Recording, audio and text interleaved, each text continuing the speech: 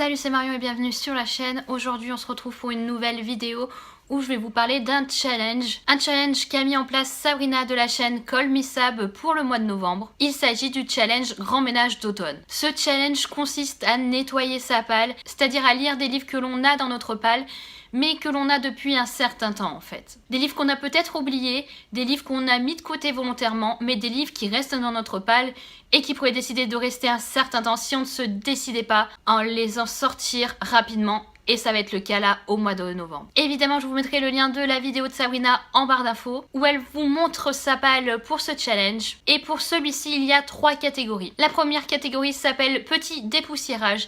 Il s'agit de lire entre 3 et 5 livres de notre palle. La deuxième catégorie s'appelle Je sors l'aspirateur et là il faut lire entre 6 et 8 livres de cette palle. Et la dernière catégorie, il s'agit du grand ménage d'automne où il faut lire là plus de 8 livres, qui ne va clairement pas être mon cas, donc je vais vous présenter une palle qui contient ici que 5 livres. Je pense que c'est à peu près correct, 5 livres, parce que j'ai quand même pas mal de lectures à faire au mois de novembre. J'ai déjà 2 lectures communes de prévues.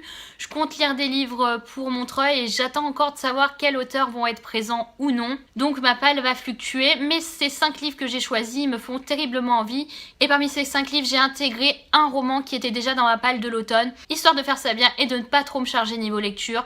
Parce que quand j'ai une pression au niveau d'une palle, et ben je ne lis pas ces romans au final. Donc si je vous présente 5 livres, c'est que je fais partie de la première catégorie, petit dépoussiérage. Voilà, je ne pense pas faire mieux.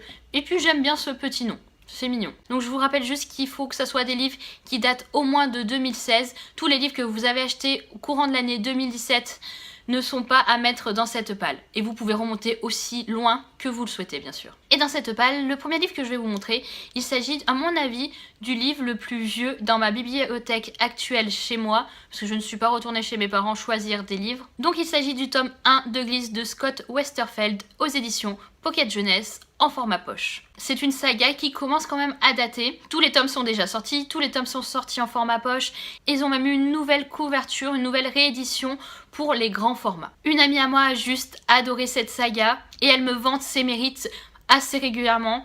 Cependant, pourquoi je me suis pas encore lancée dans cette saga alors qu'elle a tout pour me plaire? C'est une dystopie, j'adore les dystopies. Rien que ça devrait faire qu'elle ne soit plus dans ma palle. Mais j'ai quand même entendu pas mal d'avis négatifs, donc c'est ce qui m'a un petit peu freinée. Et voilà pourquoi on se retrouve en octobre 2017 au moment où je vous tourne et que je n'ai toujours pas lu cette saga-là. Mais promis, cette fois-ci, je vais le lire. Surtout que le livre fait que 400 pages en format poche, je pense que c'est faisable assez rapidement. Deuxième livre de cette palle, il s'agit de Half-Bad de Sally Green aux éditions Milan, le premier tome d'une trilogie. Je vous avais déjà parlé de ce premier tome dans une vidéo spéciale, ces sagas qu'il faut absolument que je lise cette année. J'ai acheté les 2 premiers tomes de ce roman lors d'une brocante et finalement, je n'ai toujours pas commencé cette saga.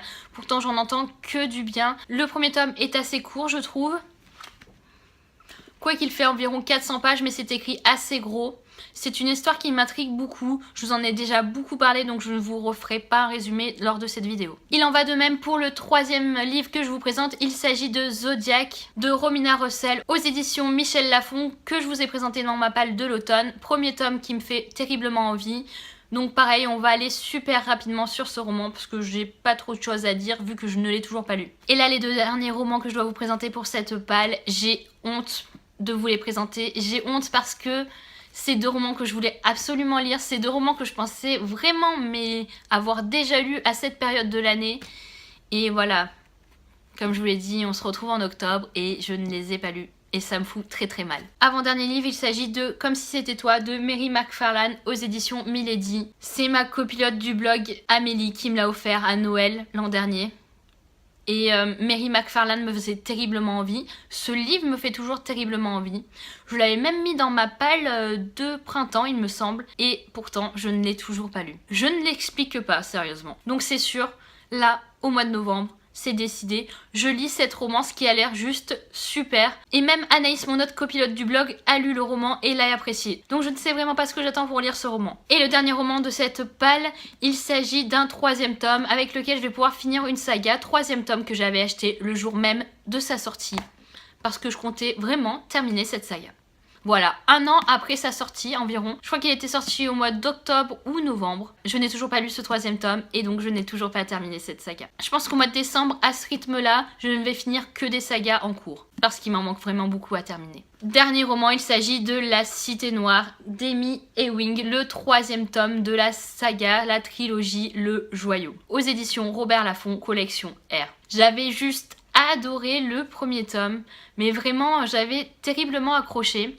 Le 2e tome, j'avais beaucoup, mais alors beaucoup moins apprécié et je pense que c'est à ce niveau-là que ça a bloqué. Parce que quand je l'ai acheté, j'ai relu le 1er chapitre et je me suis dit « Mais attends, il s'était passé quoi à la fin du 2e tome ?» Je me souvenais absolument pas de ce qui s'était passé, à part que je n'avais absolument pas aimé ce 2e tome. Un 3e tome, je vais pouvoir terminer cette saga, j'en ai terriblement envie. En plus, la couverture est juste sublime. Je ne peux pas laisser ce roman dans ma palle éternellement. Il faut qu'il en sorte. Voilà, cette vidéo est terminée. J'espère qu'elle vous aura plu. J'espère que ça vous donnera vous aussi envie de faire un petit ménage d'automne et de sortir des livres de votre palle qui sont là depuis un certain temps. J'espère que vous passez d'agréables lectures et nous on se retrouve la semaine prochaine pour de nouvelles vidéos. Salut!